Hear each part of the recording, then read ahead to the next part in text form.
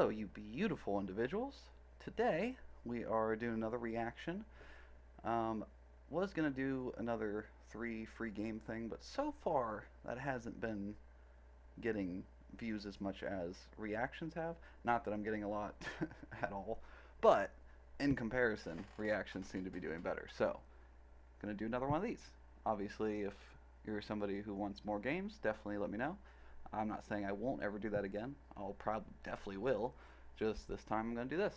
And we are looking at Mr. Beat. He has a amazing channel, which I'm not subscribed to with this account. Huh. Okay.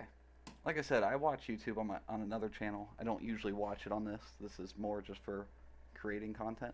I mean, I do watch stuff on this for creating content and just if I'm on this channel on this device. But yeah, Mr. Beat, he mostly does history stuff, not all, but a lot of history stuff, and he does these cool videos too, where he compares states. And me, I am from Ohio, and I'm actually kind of from this area, northeastern Ohio. Actually, here, give me 1 second. All right, we're back. I will show you actually where I grew up. So here's Pennsylvania, the border. There's Ohio. This is kind of the northeastern part here. And I grew up in a very small area and county, Carroll County, around this area right here. Basically, these three towns where I spent the majority of my life: Malvern, Minerva, and Carrollton.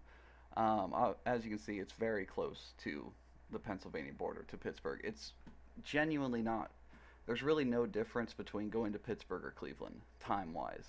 So, I spent time going to both, and I worked a bit in Pennsylvania as well. I don't live there anymore, but I still live in Ohio. So yeah, I can definitely, give my first-hand opinion, at least as an Ohioan. We also have this weird little part of West Virginia that just kind of shoots up here. I want to do the terrain because I thought it looked more appealing, but you can probably see the border better with this. Just this weird little part. I don't know. Give me a second. Alright, and we're back. So, as I was kind of asking myself there, why that little sliver of West Virginia is between Ohio and Pennsylvania. Something I've always wondered, but I guess just never cared enough to look into. I found this answer on Quora, so, take that with as you will. I mean, it seems legit, to me at least. The northern panhandle of West Virginia is, as the narrow sliver of West Virginia between Pennsylvania and Ohio is known, was formed in 1780 as a compromise resolution of conflicting land claims between colonial Pennsylvania and Virginia. Virginia had initially claimed land north to the Ohio River and west to the Pacific Ocean. Pennsylvania had claimed land to the west, ending 5 degrees of longitude west of the Delaware River. These claims overlapped, leading to the disputes as the regions were being settled and organized. As the Revolutionary War continued, the Second Continental Congress encouraged these two states to resolve their disputes. A compromise was reached in 1780, with a boundary line formed by extending the Mason-Dixon line, which had earlier resolved similar territorial disputes between Pennsylvania and Maryland, west to 5 degrees of longitude west of the Delaware River, then north to the Ohio River.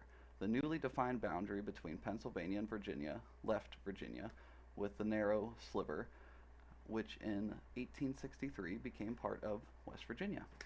And today, the panhandle of West Virginia has a distinctively different character than much of the rest of the state, which is very true. More like the Midwest than the Appalachians or South. It contains the industrial cities Wheeling and Weirton, which I've been to a lot, historically noted for steel and glass making, as is much of West Virginia bordering the Ohio River. Yeah, that's very true. So I've been to a fair amount of West Virginia, like pretty much all of it, realistically, but mostly that part, that sliver, because, it's obviously right between. You actually, where I grew up, you drive through that anytime you go to Pennsylvania. It's like, you don't have to by any means, but it's the most common and quickest route is just to go through that little sliver, and it's beautiful too. It really is. You cross these amazing bridges and all these little mountains, and it truly is a beautiful area. Ohio and Pennsylvania and West Virginia all just genuinely beautiful states for their own different reasons. Now, that being said, full disclaimer, I have not spent very much time at all in the eastern half of Pennsylvania, only in the western half. I have been there, but just more as passing through, never as spending any real time there. So I can't attest to that much of that side, but I can definitely attest to the western side of Pennsylvania, a lot of West Virginia, even though it's not the topic of this video, and of course Ohio. But yeah, anyway, let's. That was interesting. I'm glad we figured that out, or whatever. Anyway, as I said, I grew up around this area, just south of Canton, and yeah, spent a lot of time. So let's get back to the video. Well, I say get back to. We've never gotten to the video yet. Sorry for my long intro. I will try to put in the description, as long as I remember, the time that the actual reaction starts. Let's go. Ohio and Pennsylvania, the Buckeye State and the Keystone State. Two neighboring Midwestern states and these United States. Okay, well, Western Pennsylvania feels Midwestern, but Eastern Pennsylvania definitely feels Mid-Atlantic. Heck, you could even... That is, like, 100% true. And I believe he's from... I can't remember, but I think he's from more of the center of the United States. I want to say... Arkansas? No, I can't remember. But anyway, I definitely know. I don't believe he's from this area. But yeah, that is 100% true. Like the eastern side of Pennsylvania, even though I haven't spent a lot of time there, it is way different. And that's also true with Ohio. The western side of Ohio is way different than the eastern side, especially like northwest up here. It's very flat and just farmland, which everywhere in Ohio there's a lot of farmland. But on my side, it's more hills, especially, you get that picture in your mind of the rolling green hills and bunch of farmland like that, where out here it's more like, Kansas, Nebraska kind of. It's very flat and open. A lot of tornado activity out here. A fair amount over the whole state, but definitely on this side. All right, let's get back to this. You can classify parts of Pennsylvania as part of the northeast region of the country. It's a crossroads state, really. But yeah, this video is about Pennsylvania and Ohio, and you know what? Both. I wonder what town that is. I wonder if he says in the description. I don't know. Yeah, definitely true. And you know what? Let's just get back to the video. Are crossroads states with easy access to so many great places. Both states sure do have a lot in common for real. First of all, both are part of the Rust Belt. Okay, that's a better place to pause. So, as I was going to say, definitely crossroads states and also known as flyover states.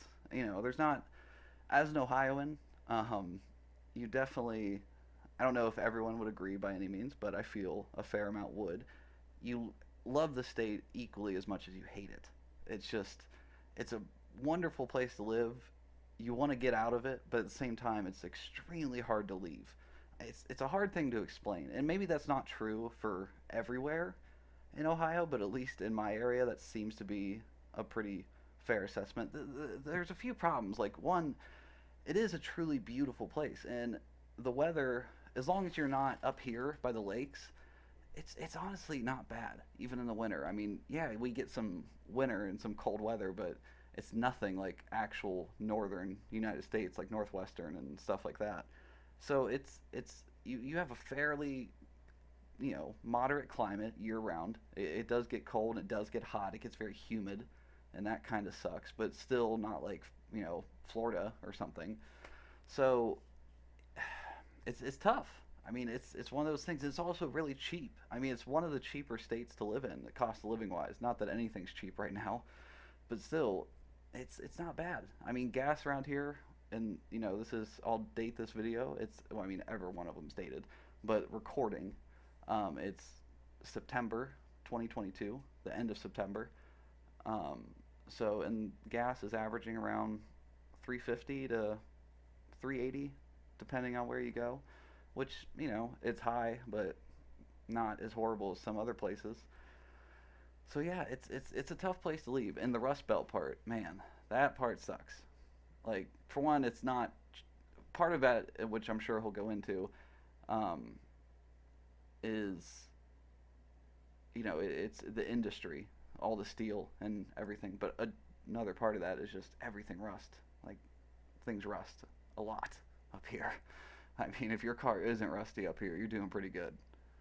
A region of the country known for declining industry and rundown factories. Even decades Exactly. after most of these factories have shut down, several cities in both states continue to lose population each year. Both are probably about to lose one electoral vote in the Electoral College because the population of both hasn't grown much in recent years. Hey, That is another good point. If for anyone that's not familiar, I guess, or definitely not from America, so no need to be familiar, our electoral college system is directly tied to the population.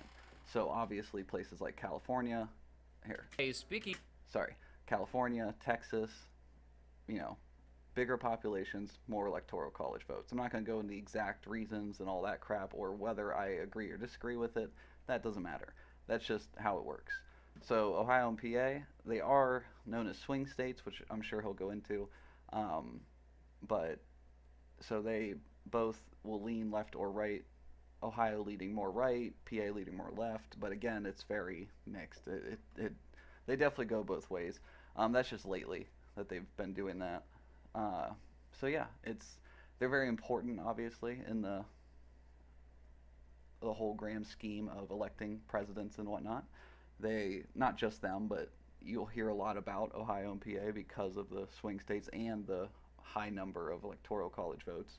But again, as that goes down, if our population doesn't grow, they might become less important and they might start to swing one way or another more consistently, becoming less important. And again, when I say less important, I don't mean that it's not. Every state and every electoral vote is important.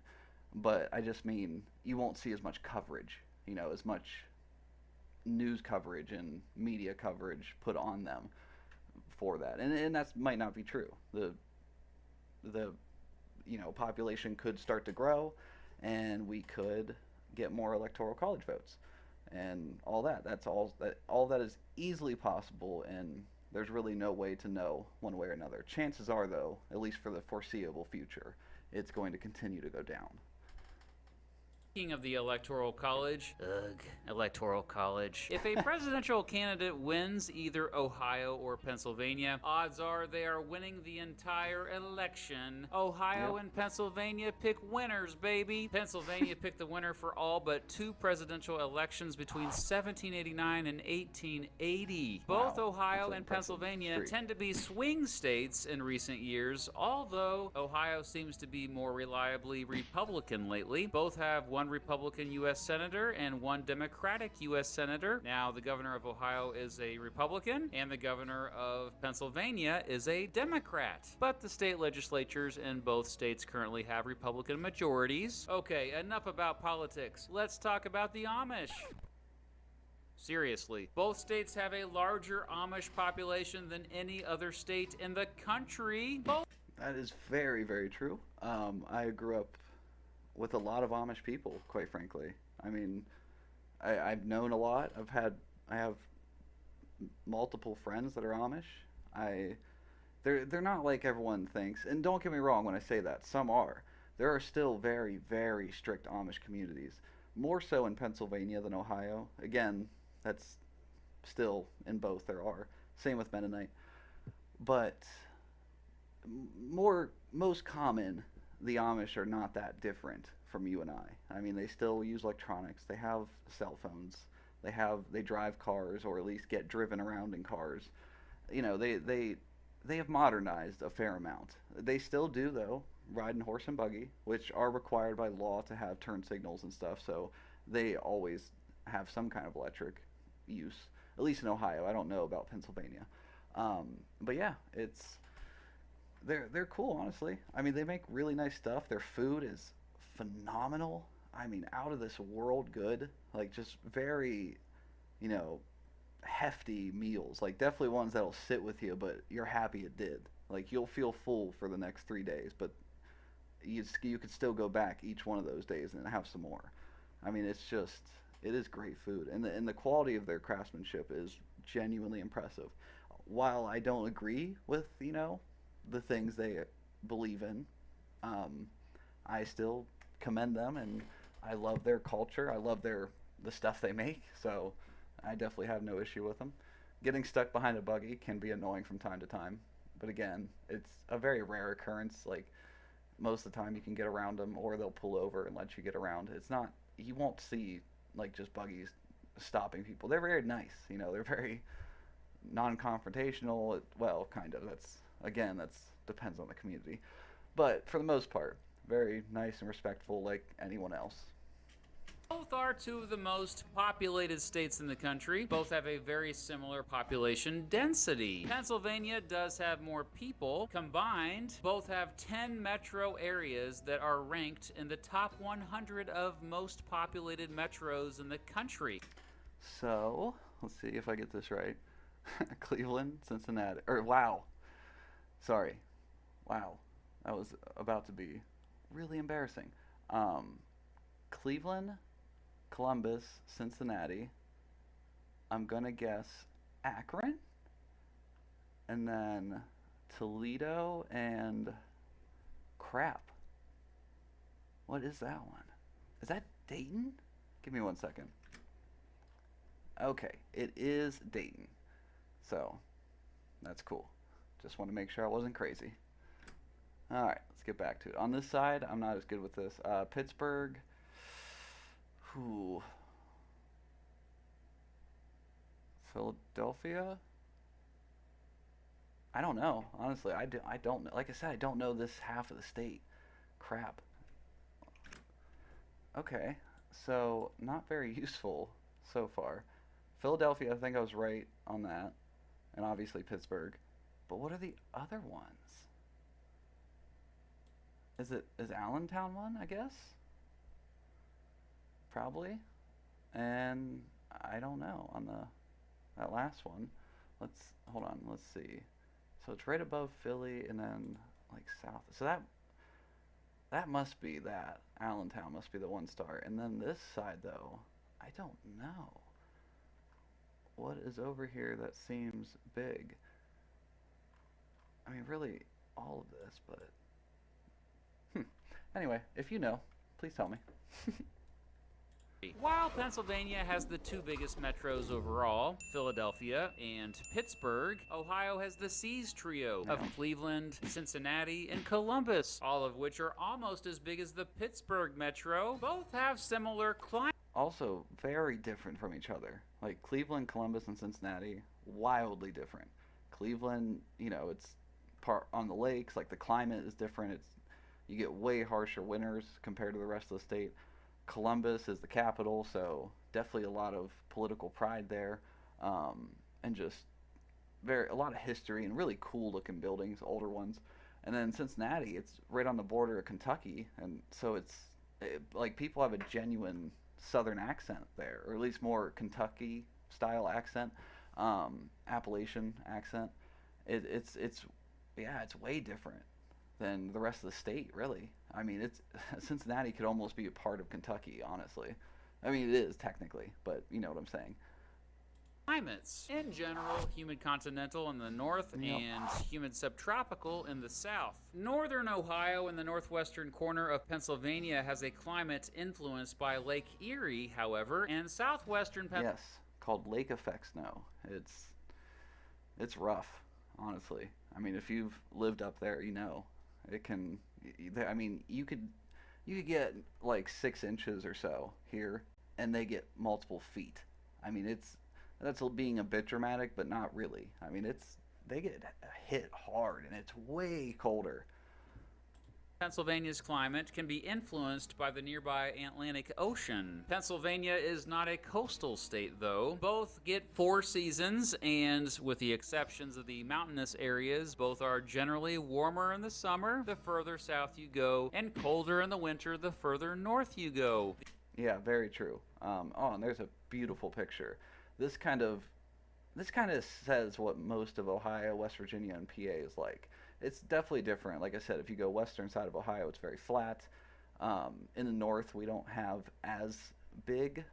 Well, it's not that they're not as big. They're spread out more by valleys, So and definitely not quite as big. But still, we get some tall hills for sure, and almost mountain-sized hills. They're just very rolling. That's the difference. You don't have those spiky peaks, and especially if you go down here, all the tops are blown off because back in the cold days. The Appalachian Plateau, a rugged region made up of dissected plateaus. This is actually, sorry to stop it again, but like, so as I showed you, that's basically right where I lived. I mean, right, and I say that, I mean, the first 25 years of my life spent in the same area.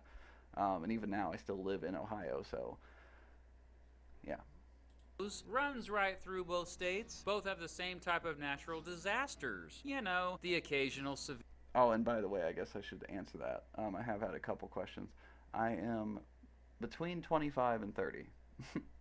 Severe thunderstorm, floods, and blizzards. Both also can get tornadoes. The biggest industries in both are the same. That'd be healthcare, manufacturing, retail, and education. Agriculture is also big in both. The median age.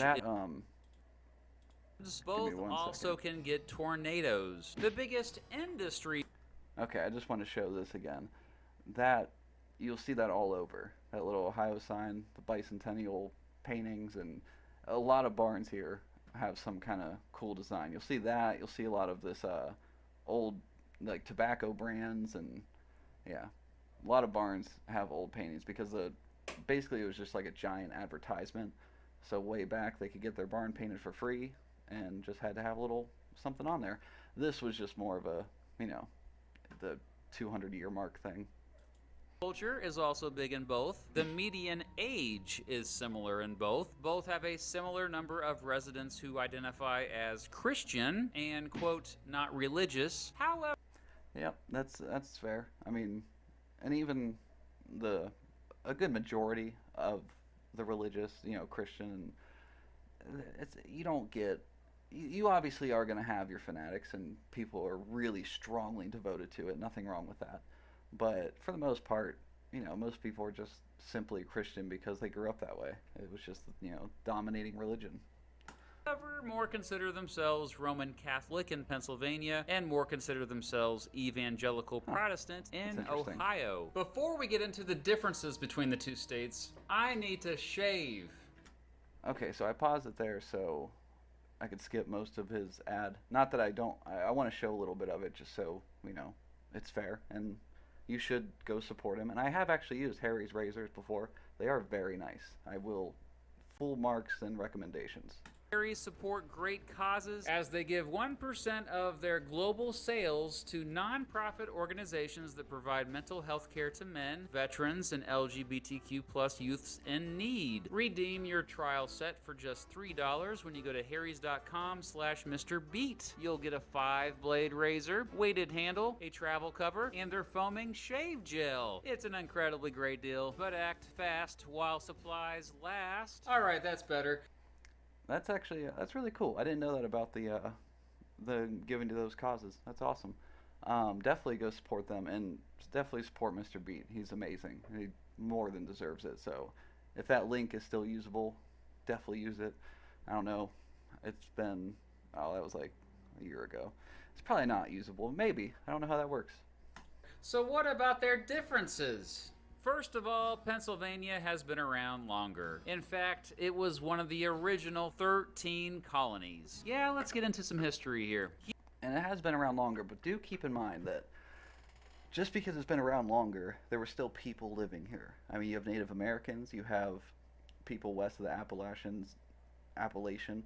See, here it's known as Appalachia, or Appalachians, but everywhere else people seem to call it the Appalachia. I always grew up saying Appalachia, and I'm trying to say Appalachia because that's what everyone else says, but it sounds so weird to me every time I say it. It's just, I never heard that for the longest time. I mean, I was definitely in high school before I heard, or I guess realized that so many different people call it the Appalachians. Man, that's weird to say. Humans have lived in the area for thousands of years. At the time of European arrival, the dominant American Indian tribes in modern-day Pennsylvania were the Lenape Delaware, the Munsee Delaware, Susquehannock, Erie, Iroquois, and Shawnee. The dominant American Indian tribes in modern-day Ohio were also the Erie and Shawnee, but additionally the Kickapoo. Many of the first Europeans to settle the area were fur traders who regularly traded with the aforementioned tribes. The French were mostly the ones who traded in the area, but the Dutch, English, and Swedes also traded in parts of modern-day eastern Pennsylvania. Throughout the 1600s, this happened mostly peacefully, but there were the Beaver Wars, which saw the Iroquois teaming up with the English and Dutch, and on the other side, a bunch of Indian nations teaming up with the French. In 1650, Yeah, that's something people probably don't realize. Um, so, as I was saying, that's something most people probably don't realize, at least if you're not from America, is how many Native American or Indian wars, or I guess more battles and stuff that there were. I mean, there were a lot of wars too, but I mean, these are just some of them, some of the different conflicts. I guess that's a better term to use. It's wild, and you'll see different tribes siding with different kingdoms and countries from Europe and stuff like, and you also see even within the tribes like different sides kind of splitting because it was a very confusing time. For one, you got to think you have all these new Europeans just showing up. Like again, this is over time, but still, the more they show up, the more technology they bring, the more diseases they bring, and wiping out even more of the original Indian population.